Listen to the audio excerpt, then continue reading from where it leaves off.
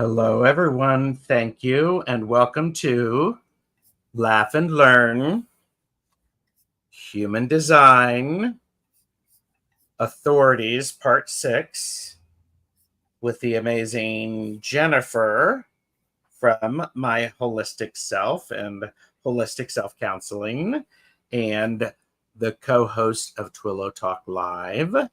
So, hello, how are you? Hello. Doing well. How are you? I'm doing great, actually. So, Awesome. and I am Tarot Stash. So, everybody, thank you for joining us. Mm-hmm. Please remember, this is for entertainment purposes only. Do not make decisions based upon what we say. Seek professional assistance. Really. And remember that when you need help and you're asking for help, that takes a lot of strength. It takes a lot of courage. And you should get a lot of credit for doing that. So, yeah. And there's a post recently that went by. It was a Winnie the Pooh quote, and it was Piglet asking Pooh, what was the bravest thing he's ever said? And his response was help. Yep. It's so true. Mm-hmm. So very true. And for those of you who are just joining us, we have been talking about human design for a number of shows. I like how you did that. A number of shows. And there is a playlist for this series of Laugh and Learn. It's called Human Design. And it's all of this series of our conversations because they have built upon each other. And this time we are continuing our conversation and we're looking at authorities. So this is extremely helpful. Now, Jen's website is linked below, and there's a lot of really helpful information on there. Is if you want to get your human design done, and it's free, it's available quickly. So, I mean, and you've done a lot of really good stuff on the website. Yeah, so it's been a labor of love, but and a work in progress. But really trying to build it up so that it's a valuable resource for anybody who wants to use it. And for today, we're going to be talking about mental projectors. And this, even if you're not a mental projector, we're really going to be talking about the mind and the impact that the mind has on us. And so this is relevant for everybody, no matter what your authority is. To really understand kind of the machinations of the mind, what it's really meant for, how we can use it wisely versus how we tend to kind of fall into its patterns that lead to suffering. So, and all of this information, it's simply to help people understand different aspects of who they are as a human being. And understand how they have a natural tendency to operate and appreciate how others can naturally, how they interact with the world. Yeah. One is not better than the other. There is none of that. It is what it is. Yeah. So. And the more that we recognize what is our mechanics, the more we just understand it. And the more patience we can have for one another, the more openness we can have, the less we get kind of caught up in our own narratives and interpretations. Well, and it does. It also, when we recognize what's going on, it gives us the opportunity to use tools to help ourselves. Yeah. So, and I do want to say hello to some of the best chatters. Kaylee is here. Happy Canada Day. Mary Hernandez Walker, it's great to see you. Hello. Peace Mama is here. Hello. And yes, it's a really helpful to create a playlist. I'm glad you do that. I do spend a lot of time on the description of what's there so people have it. So, and Jen Bowles is here. Hello, Jen. Hello. So, and so we're talking about part 6, and we are, I don't know, where did all those things go? So I do want to, since we're talking about authorities, I want to, we have authority is one of the tools for living and making decisions. Mm-hmm. And we have inner authority or personal authority, and it is the source for inner guidance for making decisions as oneself. And it's our own, I love this. It's our own personal GPS. Yeah. It's how we know.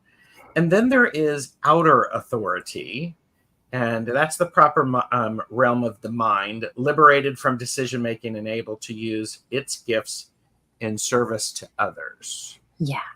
Now, this is going to be kind of paramount for today, because the mind is the outer authority. Mm-hmm. And so we're going to be talking about that. And so when we look at outer authority, it's, in some sense, and Richard Rudd, who does the Gene Keys, talks about it in light of the ability to be authoritative, and not in the sense of like controlling somebody else, but being able to have value for others, right? To be able to speak as an authority, to be able to bring forth information, to be able to hold space for that kind of greater understanding of something, right? Yes. And then inner authority is the place within ourselves where, as you say, that GPS, it's that reliable inner guidance, right? Yes. And so here, when we're talking about the Ajna Center, so if I pull up my little chart really quick, we're talking about this bad boy right here, right? And so when we're talking about this Ajna Center, whether you have it defined or undefined, it doesn't matter. It's never the inner authority, right? And so even people who have this as their authority, it's not an inner authority, right? It's not the mind that is ever meant to make the decisions, right? And so we're going to get into that. The mind is meant to research. It's meant to communicate what it finds, right? Like that's the whole thing, right? Ajna is connected to the head center, which is inspiration, and the throat center, which is communication, right? So it researches, it communicates. That's it. It doesn't have access to anything else in the chart. Well, and I think that's a really good thing to remember. I mean, because all of these things operate differently. And so in this book, the definitive book of human design, the science of differentiation, they talk about this as the environment or mental projectors. So right. So a mental projector or a reflector, right? So let's pull up my next little. Okay, so we're talking about authorities, right? So we've gone through all of the centers except for the root is incorporated in an authority. The throat and the head are just incorporated in other authorities. So as we go through it, we've got the solar plexus, which is, if we talk about hierarchies of authority, that's what we're talking about. So we did the solar plexus, which is the emotional authority, the sacral, that gut, or the spleen, which is on survival, the will center, which is really about what, is correct for you with your willpower. The G center is about what's correct for you in your inner guidance, love, and direction. And then we've got the Ajna center, which is that mental piece. And then we've got the reflector, which is a lunar authority, where all of the other types are solar based. The reflector is lunar based, which is why I'm thinking we might end up having to to still do one more after this one to do reflectors, just because they're so unique and different. Definitely. So when we're looking at the mental one, it can show up in different ways with the Ajna here, right? So we've got, it could just be the Ajna connected to the throat, the Ajna connected to the head, or the Ajna connected to both, right? But either way, nothing else down here for a person with this authority is defined. Yes. Okay. Maybe, like you might have gates and things activated in here. Yes. But there's no channel that's connecting any of these to make them defined centers. If they were, they would be the authority. Yes. And Jamie, Wandering Mountain Bardic Path came in. Hello, Jamie. Hello, hello. And Twisted Sushi Hello, is hello. here. Hello. And so full disclosure, everybody, we are in my realm right now because this is my chart. So I don't have anything activated down here. Mm-hmm. So. Yep. And you've got the full head, ajna, throat, right? So Yep. those three. I'm special. Yeah, you are. I mean, you look at it and they said about 3.59 is the current, I think, percentage of people that have no inner authority. Which is and down here. And the mental projector part of that is only 2.6%. So only 2.6% of the population are mental projectors. That's a good thing, right? So, well, I mean, it's not easy. And you can let me know how you feel in relation to what we talk about, right? How much of that resonates for you. Yes. I will. I will. Hi, Hypnicity. Good to see you. Hello, hello. Good to see you. Yeah. So when we're talking about no inner authority or environmental authority, it really is that openness that's going to feel into and sense what's going on around you. That's going to give you the information you need for the ajna to process. And this is where we're going to talk about the mind and the role of the mind, because the mind is going to process it all, but it still doesn't make the decision. Right? So we're going to see how this kind of all shows up together. Yes. Yeah. So when we talk about inner authority, it's that inner knowing, like you said, that inner GPS, and all of the other authorities have a sense of knowing within them. Right? Whereas the ajna is really about processing information. Okay. Yes. And so this authority is going to be receiving sensory information about the environment from all of those open centers. Okay. So when this authority is trying to work, it has to learn how to read all that sensory information. Right. Right. So you talk to somebody with an ajna as their authority, and you ask them, but how connected are you with your body? How connected are you with the sensations of what your body is telling you? Yes. Right? Because if you're not connected to that, you're not going to be picking up what's going on in your environment. You're going to find yourself in the wrong environment around people, influences, ideas, all of that are not correct for you. Yes. Right? Yes. Yes. And by the way, I want to show everyone, here's how you spell that word, ajna. Okay.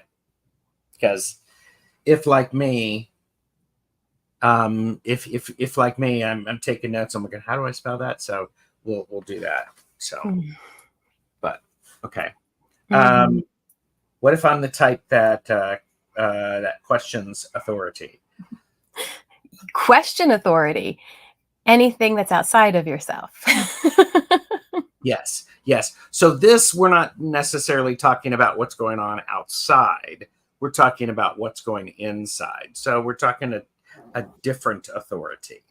Right. So. Right. When we talk about inner authority or our own inner compass or our own way of decision making, and I say this every time that I laugh when you put up the do not make decisions based on this while we're talking about authorities, because that's exactly what this is.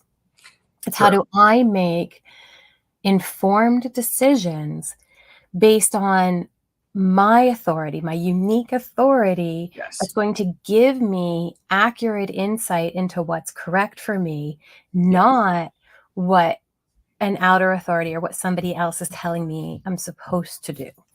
Yes. And this is a huge difference from what the world tells us we're supposed to do when it comes to making decisions. Yes.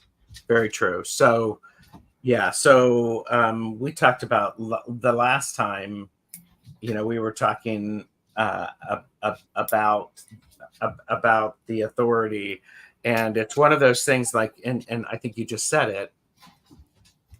I oftentimes can't tell what's going on in my body as an indication to tell me what I'm experiencing about my environment.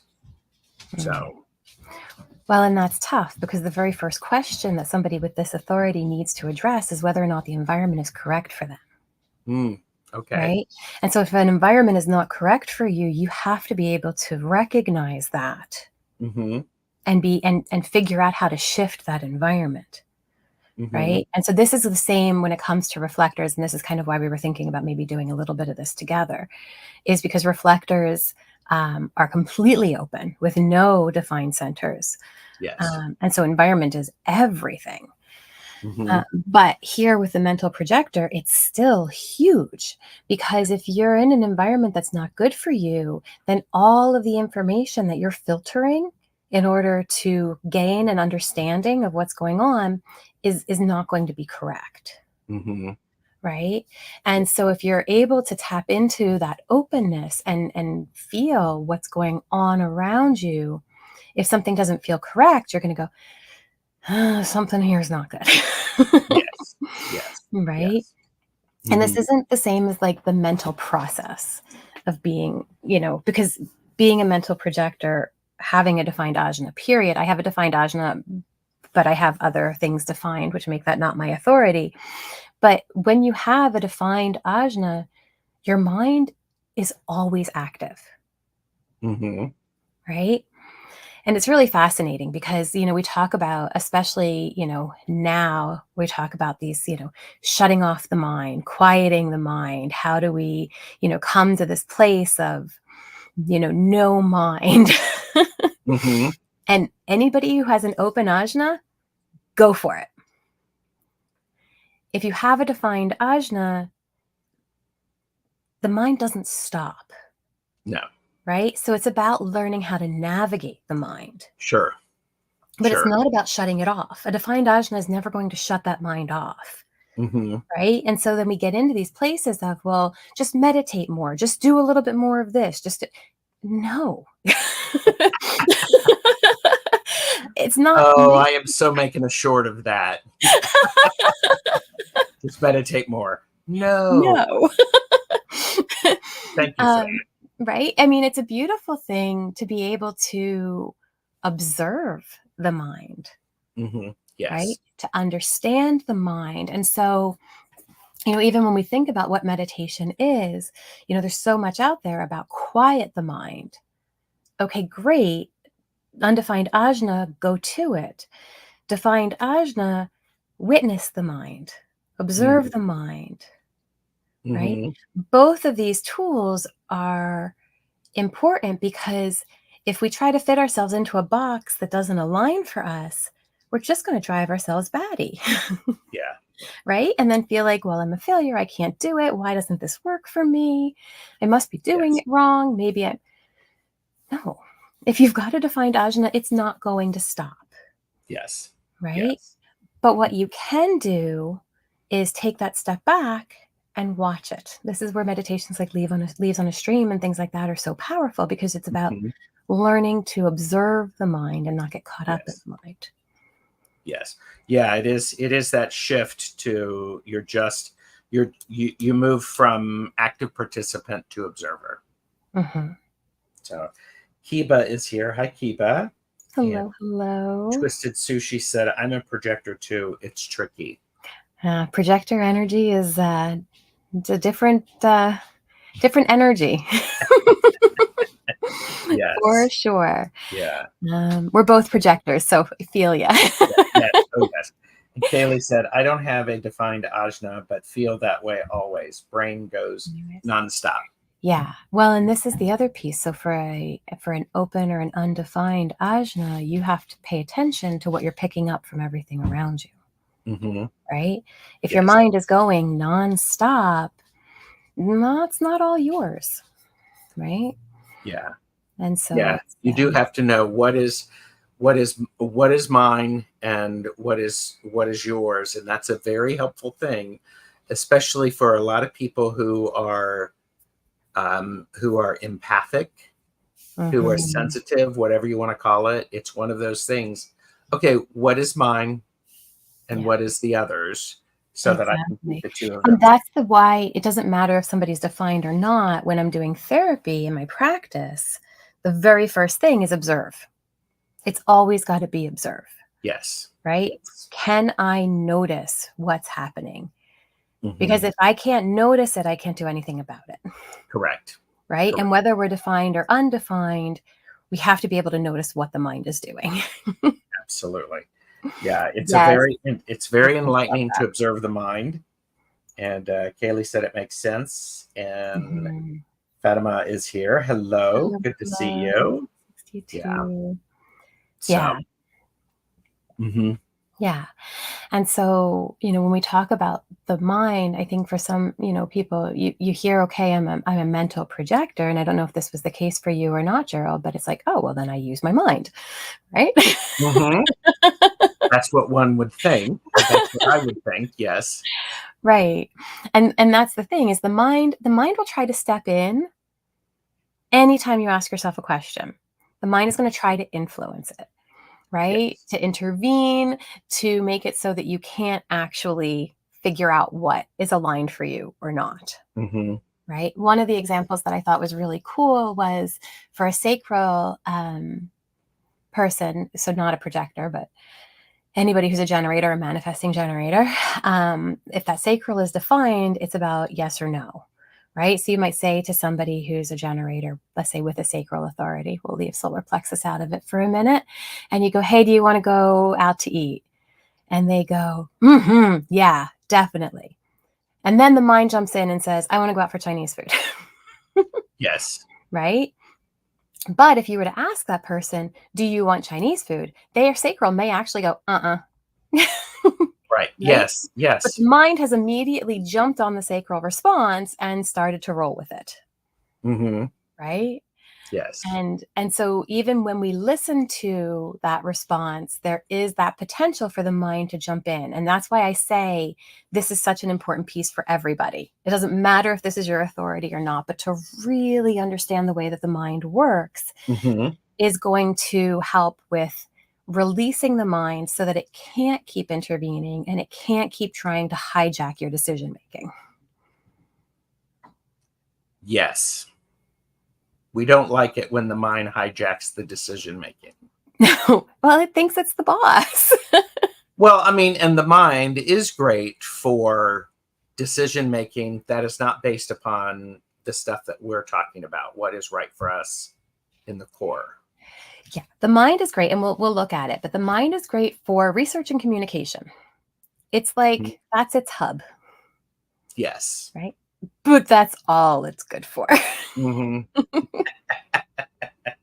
Yeah, if only there was a mind mute button. Right? That could be a lot of fun. Yeah. Yeah. Mm-hmm. Yeah. And that's definitely, yeah, I'd give them as gifts. Give them as gifts.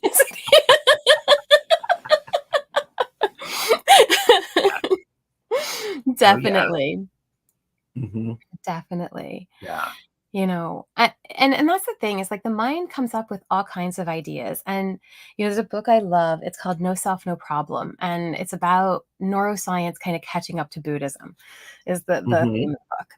And one of the things that they talk about in there is when they were able to do some research on the right brain, left brain, and things that they had come to understand about the left brain and its labeling and its judgment and all of that kind of stuff, is that the mind doesn't actually care if its decisions are based in reality. As long as it has a logical path that it's following in its own way, that's what becomes its reality. Right. Right? So like they would show pictures or they would ask the right brain to do something, there'd be a physiological response in the body because those signals are still going to the body. Mm-hmm. But then the left brain, when asked, why did you do that, would give random answers, Mm-hmm. right? That had no correlation. Yeah. And so it really goes to show, that thing of like, don't, to not believe everything that the mind tells you. Correct. Yeah. Mm-hmm. And Peace Mama said, I tell my mind that it's just part of the team. Love that. Mm-hmm. Well, and I like that. It's just like going, okay, we haven't tapped you in yet. You need to go sit on the bench until we tap you in, till we call you in.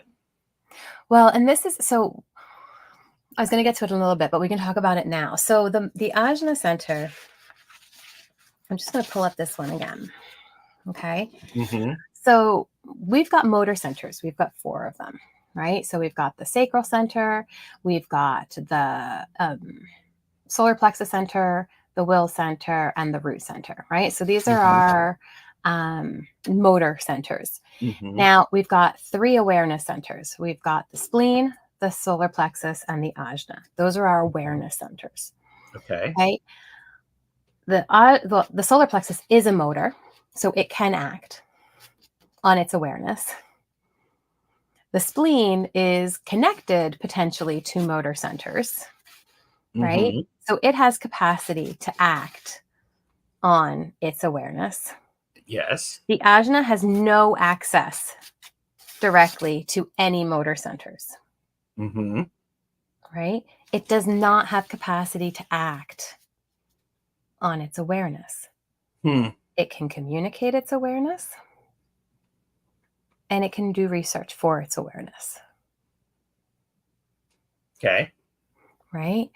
And so this is the biggest piece as we go, how many times do we let the mind ruminate on something and then make a decision and then act on it? Mm-hmm. Right? When the mind is making all this stuff up and we have no idea if it's true, if it's not true, if it's Yes. right, if it's meant for us, if it's not meant for us. And so when we come back to the environmental piece, it's about actually spending time observing how you feel in your body in an environment. Mm-hmm. Right? That's why it's an environmental authority. Mm-hmm. Is because it's about the environment telling you if something is good or not for you. Okay. Right? So environmental authority, it tells me if the environment I'm in is good for me or not good for me. Right. And thus also the people that are surrounding you. Are they correct for you or not correct for you? Mm-hmm. Right? And so here, we're still talking about speaking to other people, kind of like we were when we were talking about that self-authority. Mm-hmm. It's the same idea where you want to speak to a lot of different people in order to figure out what's important. But that process isn't about, gaining insights and all of that. It's about observing the mind as it does the research. Mm-hmm. Right? So you're observing what the mind is doing and you're observing all the information that it's picking up and how it's working with it. But ultimately, it's about how do I feel in the environment where this decision is being made. Okay. Right? So relationship. Mm-hmm. Right? Yeah. Yes. Somebody's, wants to start a relationship with you. Mm-hmm. Right? The mind's going to tell you all these things about if it's correct or not. But you go and spend time with that person. And you spend time with that person in a lot of different environments. Yes. Right? And if that still feels correct within you, then you know that that's a correct person for you. Mm-hmm. Right? If it only feels correct in certain environments, you need to look at it and kind of go, okay, is this an environment thing or is this a person thing? Good point. Very Right? good point. Mm-hmm. And Yeah. so you begin to check and go, okay, well, in this environment, I'm okay with all these other people, but I'm not okay with this person. Right? Or Mm-hmm. I'm never okay in this environment. So it's definitely Yeah. So don't even go into that environment. so stop going to that environment. Yeah, stop doing it. Yeah. Stop it. Just knock that shit off. Sorry. Yes. Yes. but, Yes. but we do, right? Because the mind says, yeah, but I need to still do this. Or yeah, I need to, whatever it is. Mm-hmm. And so the more that we allow the mind to continue to push us, we're going to find ourselves repeating patterns that are not good for us. Mm-hmm. Right? Yeah.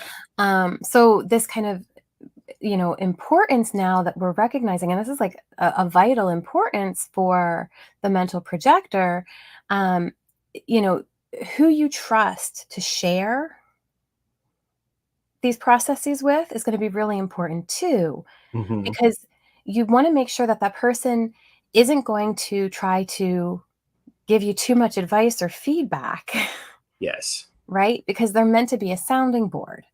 Correct.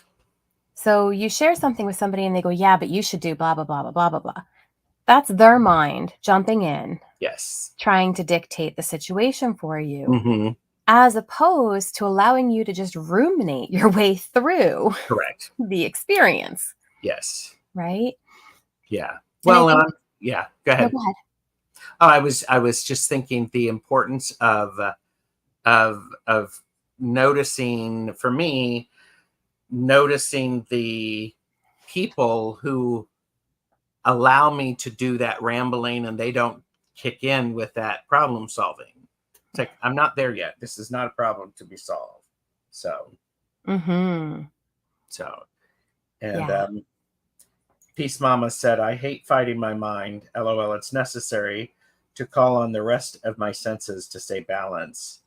And my answers come in understanding the patterns of resistance. Yes. Uh, that's noticing those patterns is extremely important. Mm-hmm. Most Mhm. definitely.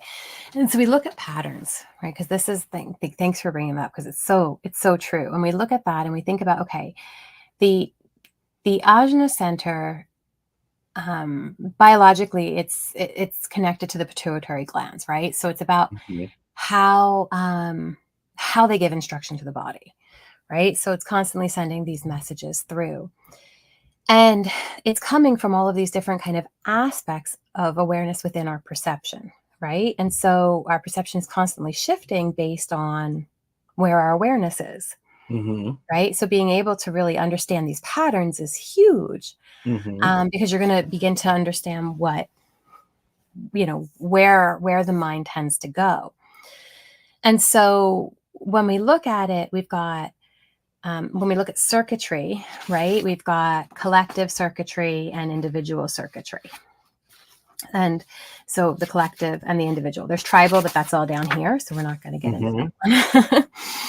But these two main processes of collective, which is visual, and individual, which is acoustic. So I haven't gotten into this with any of the other ones, but really what we're looking at is the visual collective process almost always dominates our experience. Mhm. Okay. So how we perceive something, how we label it, how we define it in our experience is based on how we're seeing it. Mhm. Okay. And so what ends up happening is the mind goes through this whole thing. So we've got, and again, I haven't gotten into circuitry very much at all, but the abstract collective process is about our relationships, and it's always pulling stuff from the past. Okay. So now look, we're looking at anxiety here, Mhm. right? Yes. Okay. So we're pulling all of this stuff about our past relationships, and we're trying to determine if we're going to make a decision based on that. Mhm. And we've got our logical collective process, which from the mind is always looking to the future. What's going to happen? What if this? What if that? Right? Now, this is why the ajna is so connected to anxiety. And so we're looking at it and we're going, okay, we've got these two pieces that are pulling from the past and pulling from the future, trying to figure stuff out, right? And doing all this research about it. And then we've got the individual process, which is the pulse. It's the now. It's the actual experience in the present. Okay. Okay. And so, I love Richard when he talks about it, because he's talking about the time machine of the mind, right? Because Mhm. that's what it does. And so we've got this mind that is trying to be the decision maker, and it's pulling all of this information and it's going, okay, in the now, I have this decision to make. And so I'm going to relive every past experience that I've ever had that could have anything to possibly do with this decision. And I'm going to replay all of that to get all my research with that. Mhm. And then I'm going to look at every possible thing that could happen moving forward Mhm. and think about every single one of those paths and what that could mean and where that could bring me. Right? This is the Dajna doing its research. Yes. Oh yeah. Oh Right? yeah. Yeah. And so what ends up happening is we're not spending any time really in the now, Mm-hmm. trying to determine if right here, right now, this actually feels correct in me, in my body, Yes. right? Yes. Everything is getting filtered, Mm-hmm. Yeah. right? Now, Mm-hmm. whether this is your authority or not, if this is not your authority, then all of that process is getting in the way of you hearing what your actual authority is. If Yes. this is your authority, all of this is still getting in the way of you experiencing through your openness what is correct for you. Yes. Yeah. It's such a delicate balance, isn't it? Mm-hmm. Or it can be. So, and by the way, Moon Scarab is here. Hi, Ramon. Hello, hello. And Amanda said, when people tell me what to do or hover over me too much, it totally shuts me down and I go into hermit mode. Yeah. Yeah. Mhm. Laura Hammond Davis has joined us. Hello. And here's a question. Is the past a comfort zone since we know what to expect? I like how no is in all caps, even though it should be in quotes. Yes. Yes. Yes. Right? Yeah. Because we don't really know what to expect. Not really. Hmm.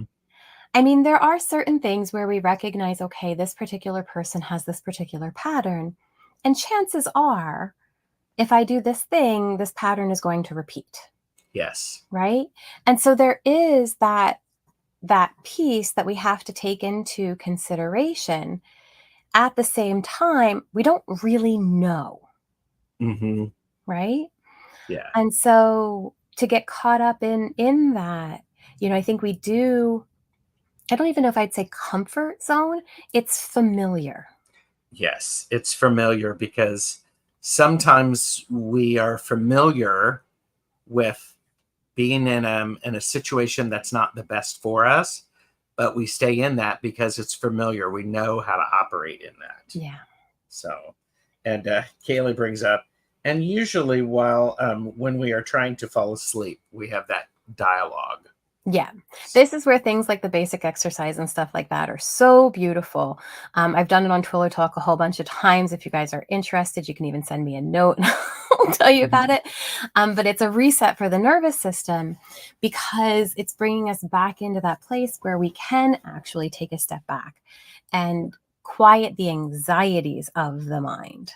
Yeah, yeah. And Peace Mama said, I tend to have a mind heart battle. My heart usually wins. Yeah, Yay. yeah. There you go. When we can do that, yes. And, That is and such yeah, an important thing. and the unknown is scary for this crab. So you Fair, must be a Cancer. So, but fair. yeah, Well, and this is the piece too, right? Like the unknown being scary. If you have an undefined ajna, it's about coming to terms with uncertainty. mm, Because the reality is, if it's undefined, you're never going to have 100% certainty, hmm, right? Not yes, from the mind. That will never happen. You yeah, can have it from your authority, yes, but not from the mind. And hmm, that's a really important piece to understand. Like we talked, I'm just going to scroll up. So, okay, Twisted Sushi about the whole shutting down, right? And going into hermit mode. this one, yeah, Yeah. And it'd be really curious to see, what centers are defined and what ones are open for you. Um, Undefined solar plexus hates confrontation. Not good at it hmm, at all. um, right? I have an undefined root. I don't have the pressure to do things the same way that other people do. So when they try to put that pressure on, I'm like, whoa, yeah, whoa. Right? And if I fall into it, I just want to run away because it's too much. hmm, Right? And so there's a lot that can kind of play into that. But the moment that the mind jumps in, it trumps all of it. Right? And so the hmm, mind will either, this is where we get into fight, flight, freeze, fawn. hmm, right? It's going to fight, it's going to run away, it's going to shut down, or it's going to go, yeah, okay, whatever. Yeah. Right? Mm-hmm. Yeah. Very interesting. I mean, because, and I think I said this, you know, spoiler alert. Kaylee, Jen, and I are going to be doing another series that builds off of this. Stay tuned, like and subscribe to all of our channels and all that stuff. But I said whilst we were planning that, it's like, and I remember being with a therapist and they were like going, "What's going on in your body right now?" And I'm like, "What do you mean what's going on in my body? I mean, I don't know. It's, my blood's, all this stuff," because I don't have any association with the physical aspect of that. Mm-hmm. So my awareness isn't me and how my physical being is handling the environment. That's a huge shutdown. And I think, especially in talking like this and in the last 3 or 4 years, being very aware of the importance of and the observing, using meditation as an observer, Mm-hmm. not to get out of your mind, but allow the mind to do what it can do. Set it on the sidelines, go, okay, do some observations, but we're going to be paying attention to this. So, yeah. So yeah. Well, and the body, I mean, the body holds the wisdom. And I think this is the part that's really difficult when we're not connected to the body, because we end up not catching that wisdom when it's giving us a message. Right. And so we talk about openness. And I love the way that Ra talks about this, because he talks about our defined centers are the student, and our undefined centers are the teachers. Right. And so even though we're open to a lot of conditioning in our undefined centers, we also have capacity in those centers to have great wisdom. Right. And so to know what is correct and not correct, to know who is correct and not correct in our environment, right? In these different centers. So to be able to catch that, we have to be able to really connect with the body, recognize the conditioning that's there, work on releasing that, and then we get to tap into this beautiful wisdom, right? And that's the wisdom for a mental projector, because all of that is open. So when you're able to tap into that, it's really clear, this person is good for me, this person is not good for me. Right? This person's, insights are good. This person's insights are not good. These emotions are, are processing well, and I can process through that with them. These are not for me, and I'm not taking them on. Like, really being able to navigate that in a very, I want to say wise again, but like in a very deep, connected way, so that you're not now taking on any of that energy from somebody else. Right? But just recognizing what's resonating for you and what isn't, and holding space for that. And that's the environment piece. Yes. Okay, so I have to ask you to go back. You said defined centers are the Teacher? Teacher. Okay. And defined centers are the student, undefined centers are the teacher, or the classroom. Depends on how you do the interpretation there. But it's our learning ground, right? And so we get to this place where, for instance, I'll go back to my undefined root, right? This is the pressure to grow, pressure to evolve. Well, people who have a defined root are constantly pushing themselves, right? I have an undefined root. If I'm doing something because it lights me up and it's bringing me joy, cool. If I'm doing it because I have this pressure to evolve or to grow, I have to take a step back and go, wait a minute. Where is this pressure actually coming from? Yes. Is it coming from me, or is it coming from outside of me? And I can recognize the gates that I have defined in my root are often my filters. Right? So I can see that filter, it's filtering right here into this gate, and this is what's pushing me. Right? And if I actually know the chart of the person I'm with, I can even look and go, you just activated that. Okay, now I understand where this is coming from. Yeah. Yeah. So Laura Hammond Davis has an interesting question. Has anyone ever been able to catch their ego in a bottle? This is a beautiful, beautiful question, because yes, you can. Okay. Okay. I'm going to give a really neat example of this. So I was doing the Woo Infinity conference, I guess it was back in May, or I don't remember when it was.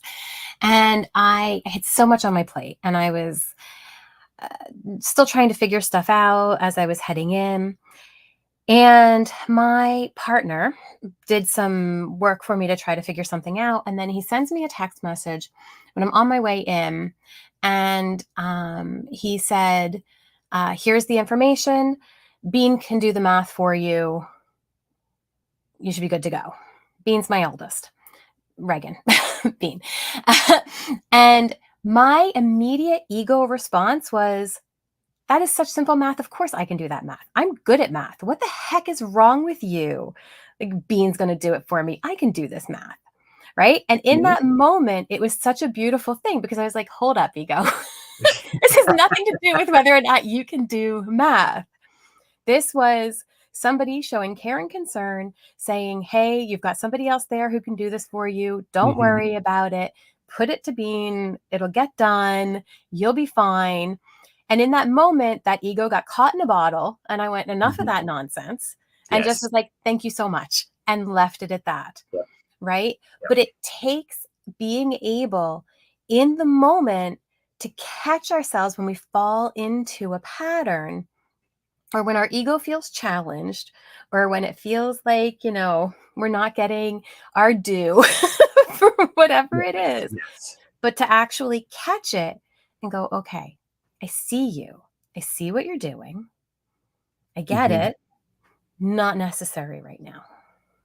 Yes. Right. And to be able to put that aside and then move into what, is actually happening. And this is about the ajna, and really being able to recognize, what the ajna is doing.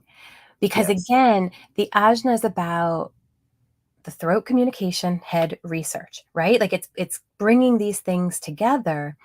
And so what ends up happening is, if we act on it in that moment, then all of a sudden we're bringing in destruction, right? We're bringing in torment, confusion, suffering, all that stuff. Stuff that we don't need. No, because the mind, okay. So an example, let's say I did something to really piss Gerald off. Okay. I was so mean. There you go. And he really wants to talk to me about it, right? To get it off his chest. Now, one, I very well may have done something mean. Two, I might not have, and Gerald may have taken it that way. Right? Duality, joys of the world. Okay. So now the mind just wants to jump in. Right? This is where we end up with, the mind running rampant, causing all kinds of arguments. It's in my mind. It's like right there. What do I call it? It's gone. Anyway, I can't grasp it. But just this kind of, idea that we are justified in our anger or in our frustration. Yeah. And so we get caught up in this, and then we want to act on it, and we want to act on it right away, because the mind is telling us, this person wronged you, and this is right. But the role of the mind in this is to observe, right? To see the duality of the issue, to take a step back and to recognize there's multiple sides to this situation. Yes. Right? That's what the mind is supposed to do. To do the research and understand that what one perception is only one perception. Right. right? And that there's all these other things going on. And then once the mind has done all of that, even if the ego is still going, yeah, but da da da da da da da da, right? You can shut that off because you recognize that that's not going to go anywhere, Mm-hmm. right? And so Yes. regardless of the urge, Gerald's not going to call and cuss me out. Yes. Yes. Yes. Right? But Yes. that's that piece of catching the ego in the bottle, because when we're using the mind properly, it's just observing. It's collecting Yes. all the information, Mhm. all the data. It's not making a judgment call on it.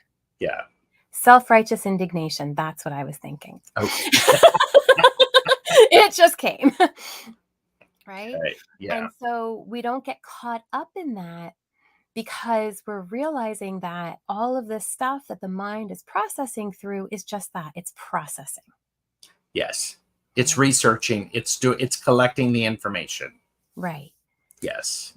But we also realize that it can never collect all of the information. Correct.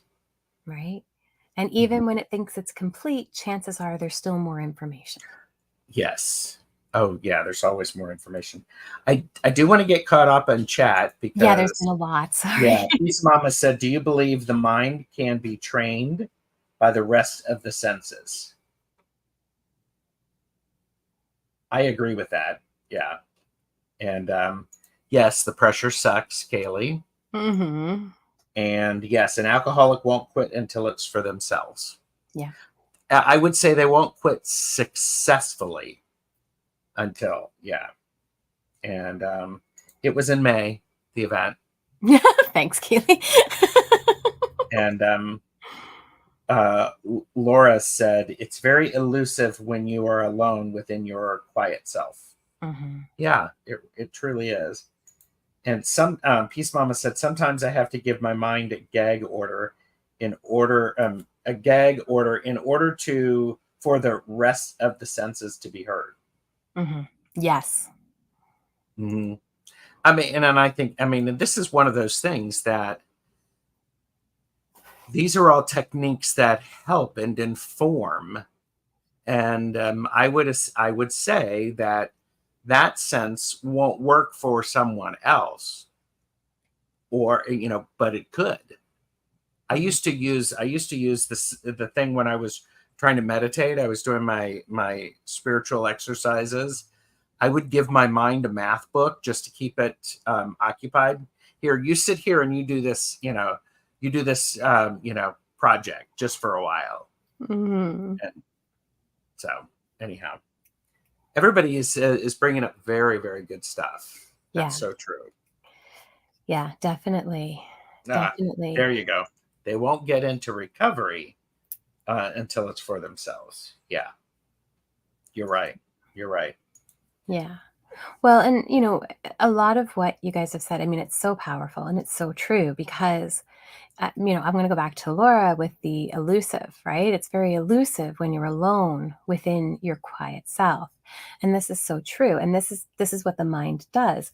As long as we are ruminating about it in the mind, it makes perfect sense. Mm-hmm. Right. And I know I say this often with clients and stuff. It's like, have you ever had that experience where you're saying something and it's like, oh, yeah, that's good. And then you say it and you go, oh, it's actually not what I thought. Didn't sound so good coming out as it did. Sounds so much better in my brain. It's so much better in my mind. But that is exactly it. And this is why the ego can run rampant, because it can just run those narratives over and over and over again without being challenged. And so this is why sounding boards and stuff like that are such an important piece, especially when we're talking mental projector, because the moment that you have to say it, you have to feel how saying it feels in your body. Oh, that's good. The moment you say it, you have to feel saying it in your body. Ooh, that's good. Yeah. Right? So you Yeah. say it and you go, never mind that. Nope, never mind.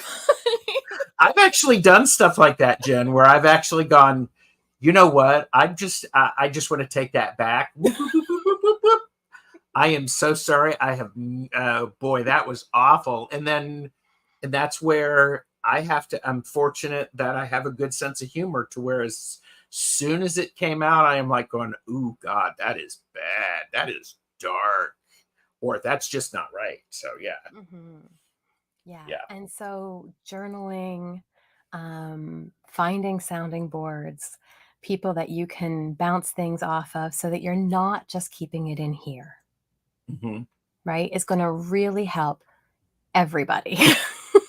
Yes. Regardless of what's going on, regardless of your authority or design, it's going to help because the moment that we voice it, the moment that we put it out of ourselves, the energy around it shifts. Well, and okay, I am going to talk about this book, the Human Design Coloring Book and Journal. Links are below. Purchase responsibly, know your limits. Here to share, not to sell. One of the last bullets under the mental projector authority is use others as trusted advisors, at least 3 people if possible. These people are not meant to give advice. They are sounding boards for you to hear your own rumination and notice the differences in how you feel with each person. That is so, so true. Mm-hmm. And Kaylee said, it's like when I was deciding to do my Reiki, I'd already made up my mind, but I needed to say it out loud to actually convince myself that I was right. Mm-hmm. Mm-hmm. And as Jen said, you know what you want. Mm-hmm. Yep. Yep. I think that was my exact response. Is it sounds like you already know what you want. Yes. Yes. And Peace Mama said, that idea of is saying it out loud. It's like, ooh, yeah, that Mm-hmm. happens to them all the time. Yeah. And yep, exactly. And so that's a beautiful way too to catch our ego. Like when you're talking about catching it in a bottle, Oh, okay. it's a beautiful way to do it, right? We get upset about something or frustrated about something or something that someone did, and the mind starts, right? And it pulls up every time this person has ever wronged you and how it reminds you of all the times that so-and-so wronged you. And then, oh my God, why this always happened to me? Everybody does. We know how that goes, right? But instead, if you have that sounding board and you could go, okay, I have this experience and I just need to voice it. Yep. Right? I had this thing and I was talking to, this friend and they said this and it really made me feel this. Oh, it made me feel this way. Yep. Yeah. And that's coming from, oh, okay. So now this isn't even about the other person and what they said. We're recognizing that, oh, this triggered all of this. And this is, I Mm-hmm. was even saying it, like, this is where this is coming Yeah. from. And then we begin to work through our own stuff and ego doesn't even have a launching pad anymore. Yeah. So then it's also we can pay attention. We can use the talking out loud to help indicate what's what our inner authority is saying. It's just like going, oh, I've started to spiral, and this tells me that I need to check in with my advisors, and I need to slow the F down. I need to take a breath. I need to take a sip of water or something like that. Or even sometimes it's as easy as I need to get up and move. I need to take a little bit of a walk to get back into my body. Yeah. Yeah. And mapping our inner world. Mm-hmm. Mm-hmm. Yeah. Yeah. Yeah. And mapping is such a cool thing because this is where we can get into parts work and all of that kind of stuff too, where we recognize different things that come up inside of us that trigger different, ways that we protect ourselves, places where we're wounded, things that we do that maybe aren't really healthy for us. And as we map that out inside of us, it's really, really powerful, right? So bringing it back to a human design piece, when we recognize our type, right? So projector, bitterness, and success. If I'm bitter about something, there's a roadmap to figure out how I got there. There you go. Right? Yes. And if I can trace that back, I'm going to be able to recognize the moment where I did something and I used my energy in a way that was not correct for me. Uh-huh. It wasn't received well, but I set that ball in motion. Right. Right? And it really changes the whole way that we perceive what's going on for us, because now instead of you did this and you did and you never listened to me and you don't take my and you, it's like, wait a minute. I just pushed that out there. I overstepped. You didn't ask for it. You didn't want it. Yes. Right? I can't get mad at you for that. I have to recognize my role in what just happened. Mm-hmm. That is so true. Wow. Well, we are at an hour. What else is there about this this amazing, mental projector authority? I mean, the environmental. Yes. Mm-hmm. What do you got to say? Because guess what? We're going to do another one. We're going to do another one. We're going to do another one. Yeah. So for mental projectors, obviously, like the big thing is have that sounding board, right? And have that sounding board, because even that sounding board is going to help you with the environment piece, right? Okay. And work on connecting with the body, right? When I feel into this, if I'm going to go to this party, does that feel correct for me? Does that not feel correct for me? And it's projector stuff too. So also, like, was I invited, and does this invitation feel correct for me? Right. So, we look at it and go, okay, yeah, this is the authority, but we also have to keep that strategy in mind. Like, this is only a projector authority. So projectors need to be recognized and invited. So if you're not recognized and invited, why are you doing this mental turmoil over whether or not you should do this thing? Yes. Right. So just noticing, both of those elements is going to be really important. Very true. Very, very true. Right. How much time do we spend in, rumination about something that doesn't even apply? Oh, sheesh. Yeah. And yes. And then that actually kicks in the other aspects of it. It's like, well, why did I do that instead of using my energy on doing something that I could do something about? Blah, blah, blah. I've never done that. Yeah. You believe me? We've all done it. We've all been there. We have totally, yeah. It's like suddenly everybody who's watching this is seen. I totally get it. I totally get it. So, well, thank you for this. And we will be figuring out the next time that we can do.